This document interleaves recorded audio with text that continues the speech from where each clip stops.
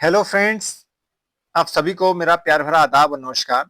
मैं हूं रियासत हुसैन उस्मानी और एक बार फिर से हमारे यूट्यूब चैनल भारत दर्पण में आपका बहुत बहुत स्वागत है।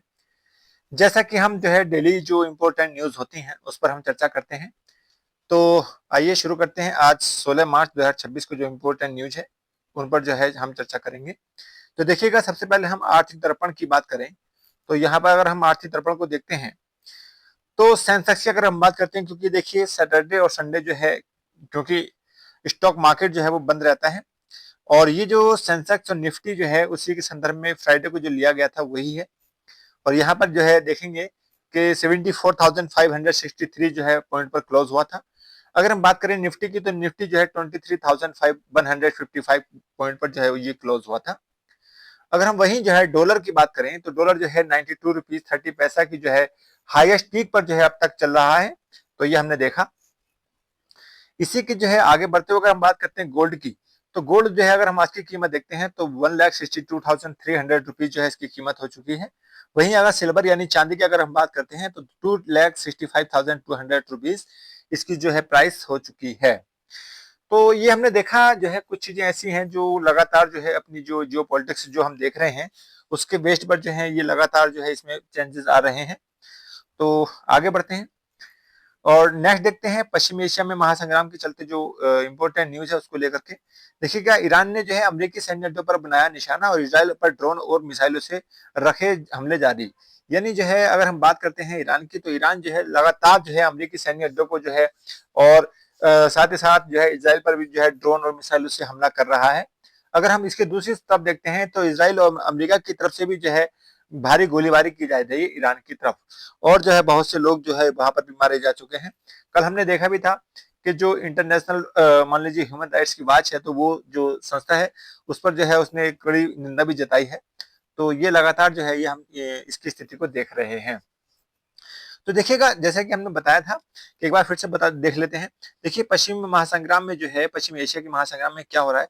यहाँ पर हम देखते हैं यह है कैस्पियन सागर जो बना गया है ना। यहाँ अगर हम देखते हैं तो इस तरह से कुछ यूं बन जाता है हमारा ये, है ना। तो ये बन जाता है ईरान। अगर हम बात करें यूं तो ये बन जाता है कुछ इस तरह से कुवैत वगैरह। अगर हम देखेंगे ऐसे करके ऐसे, तो ये जो पहाड़ बन जाता है ये बन जाता है आपका हरमुज जल संधि और ये है आपकी पर्शियन यानी पर्शियन की खाड़ी। और अगर हम देखें यहाँ पर ये है ओमान की खाड़ी, है ना। तो कुछ इस तरह से जो है ये बन जाता है आपका इराक और ऐसे ही जो है बन जाएगा इस तरह से ये तो ये बन जाता है जॉर्डन, है ना। और जॉर्डन के बीच अगर हम देखेंगे इस तरह से तो ये बन जाता है आपका इजराइल और फिलिस्तीन वाला पार्ट। और ये है आपकी गाजा पट्टी, ये है आपका जेरूशलम वाला पार्ट और ये है गोलन हाइट्स।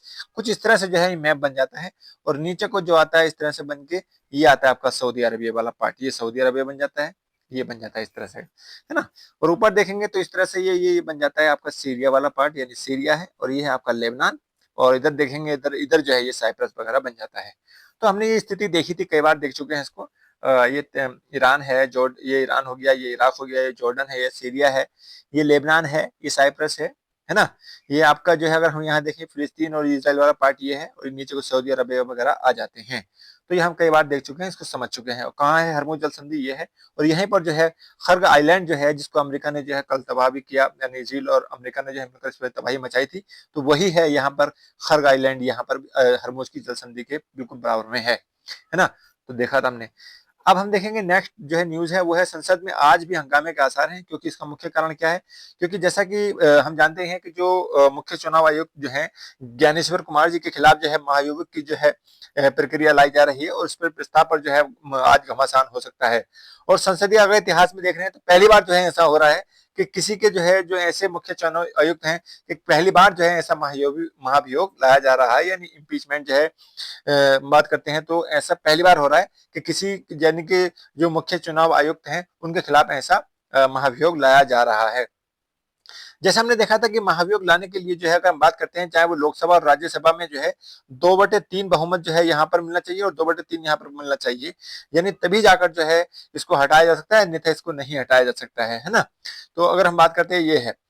तो इसके जो कार्यकाल की हम बात करते हैं तो ये 6 वर्ष के लिए चुना जाता है वैसे तो। और इसकी जो है आयु 65 वर्ष हो, जो भी पहले हो जाए उसके लिए इसको रखा जाता है ना।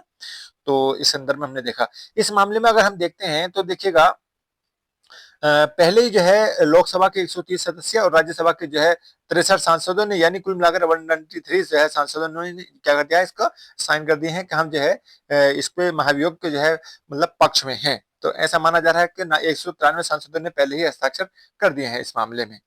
नेक्स्ट देखते हैं। नेक्स्ट हमारे यहाँ पर राज्यसभा की जो 37 सीटें हैं उसके लिए जो है चुनाव होने की बात है।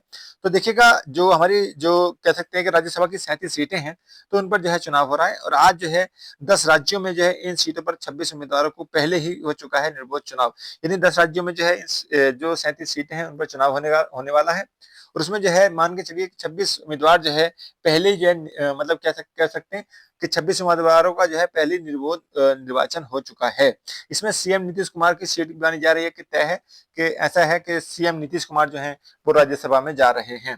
अगर हम बात करते हैं राज्यसभा की तो देखिएगा राज्यसभा की अगर हम बात करते हैं तो राज्यसभा का जो आर्टिकल क्या है, आर्टिकल है हमारा 80। तो इसमें क्या है आपका फॉर्मेशन ऑफ द राज्यसभा है और इसको जो है किस प्रकार से जो है राज्यसभा की संरचना की जाती है। अगर हम राज्यसभा में देखें तो अधिकतम जो है 250 जो है सदस्य हो सकते हैं और अगर हम करंट की बात करते हैं तो करंट में है 245, है ना।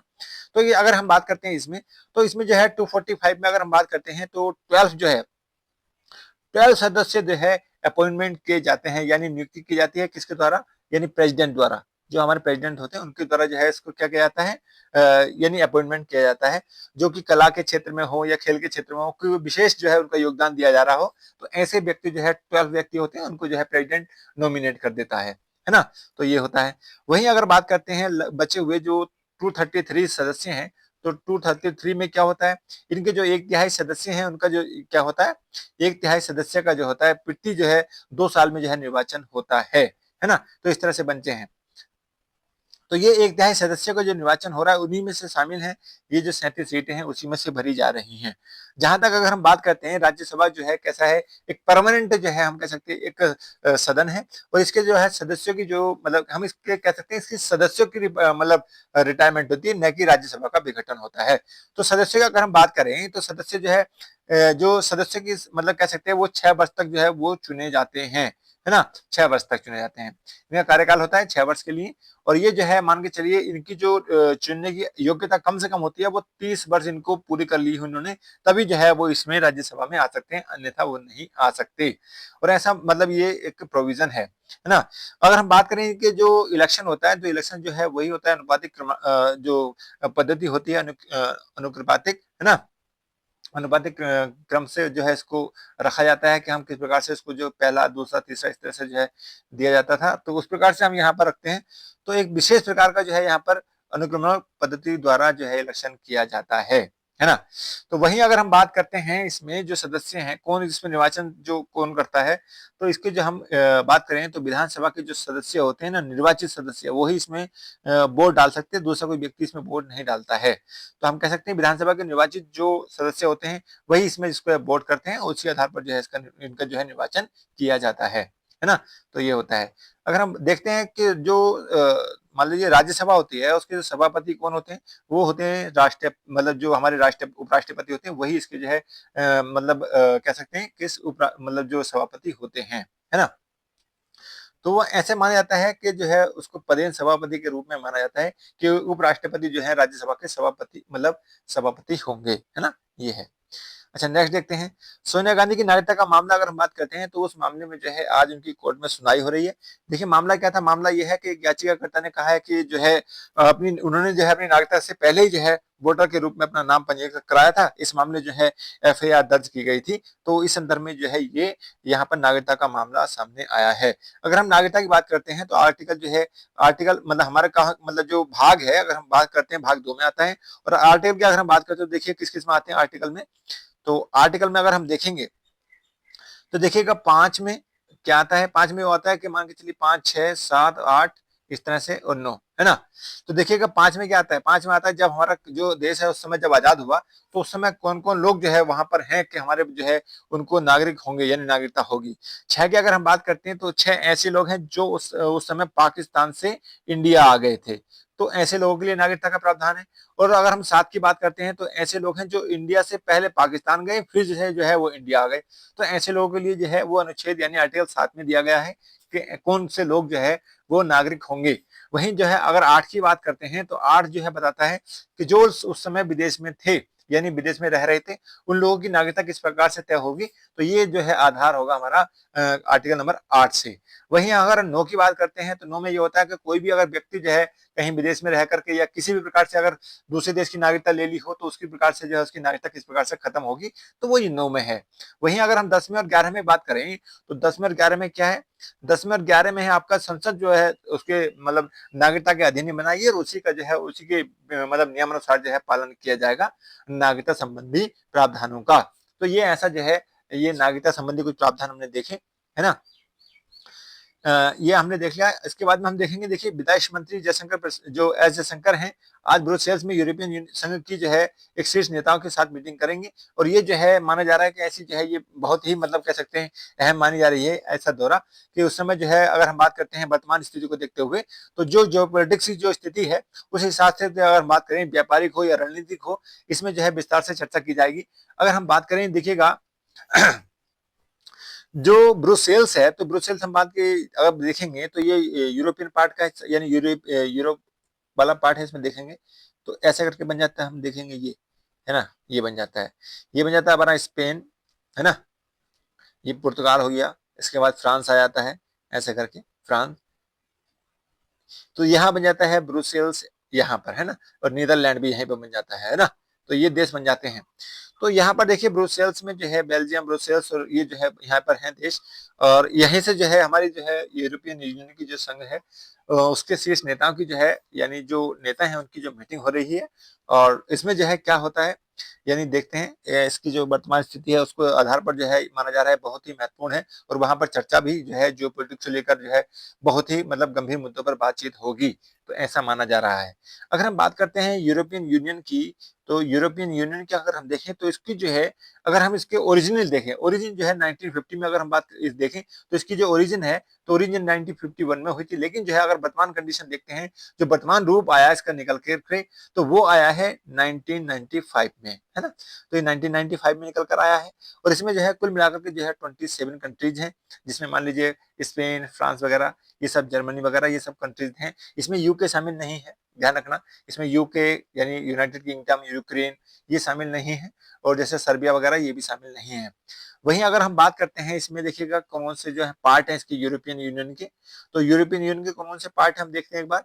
एक तो आपकी एक यूरोपियन काउंसिल, है ना, एक यूरोपियन काउंसिल होती है, एक जो है यूरोपियन पार्लियामेंट है ना संसद, और यूरोपियन कमीशन, ये यूरोपियन कमीशन होता है इसका एक, और यूरोपियन जो मतलब न्यायालय होती है कोर्ट वगैरह, यूरोपियन कोर्ट, है ना, एक होती है आपका यूरोपियन जोन। तो ये 5 पार्ट हम इसको मुख्यतः रूप से मानते हैं, यानी यूरोपियन परिषद यानी European council, European parliament European संसद, यूरोपियन आयोग यानी यूरोपियन कमीशन, यूरोपियन न्यायालय या यूरोपियन जो कोर्ट है और यूरोपियन जोन। तो इसमें जो है ये मुख्यतः 5 इसके मतलब अंग माने जाते हैं, पार्ट माने जाते हैं, है ना, तो ये हमने देखा। अगर हम बात करें देखिएगा नेक्स्ट न्यूज है हमारी, 5 राज्यों की विधानसभा चुनाव की घोषणा हो चुकी है। जैसे कि हमने कल बताया था कि जो है मुख्य चुनाव आयुक्त जो है इसकी घोषणा कर सकते हैं, तो देखिएगा इसकी घोषणा हो चुकी है और जो है मुख्य चुनाव आयुक्त जो है ज्ञानेश्वर कुमार जी ने जो है प्रेस कॉन्फ्रेंस के माध्यम से जो है 5 राज्यों की विधानसभा चुनाव की घोषणा कर दी है। इसमें अगर हम बात करते हैं आसाम में जो है 9 अप्रैल 2026 को जो है 126 सीटों पर जो है चुनाव होंगे। वहीं अगर केरल की बात करते हैं तो वो भी 9 अप्रैल को होंगे और 140 सीटें वहां पर मतलब चुनाव होने हैं। पुडुचेरी की बात करते हैं तो वो भी 9 अप्रैल को होंगे, लेकिन इसकी जो सीटें हैं वो 30 सीटें हैं क्योंकि ये केंद्र शासित प्रदेश है ना, यूनियन टेरिटरीज है, तो यूनियन टेरिटरीज के लिए जो है 30 सीटें यहाँ पर इसके लिए मतलब तय हैं। अगर हम तमिलनाडु की बात करें तो 23 अप्रैल को जो है वहां पर इलेक्शन होंगे और इसकी जो सीटें होंगी 234 होंगी। वहीं अगर हम पश्चिम बंगाल यानी वेस्ट बंगाल की बात करते हैं तो 294 सीटें जो हैं इस पर चुनाव होने हैं।